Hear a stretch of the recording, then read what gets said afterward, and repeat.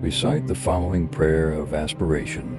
Emaho, Amitābha, magnificent Buddha of boundless light with the great compassionate Lord of Avalokiteśvara to his right, and Vajrapani, the one of great power and might on his left, surrounded by an assembly of countless Buddhas and bodhisattvas in the place of wonder and boundless joy and happiness. That is the heavenly realm of Sukhavati, the blissful paradise. When the time comes for me to leave this present life, may I go there directly without any other birth upon the way, and being reborn there, may I see Amitābha face to face. May this, my fervent prayer of aspiration, be blessed by all the Buddhas and bodhisattvas of the 10 directions, so that it is accomplished without the slightest hindrance.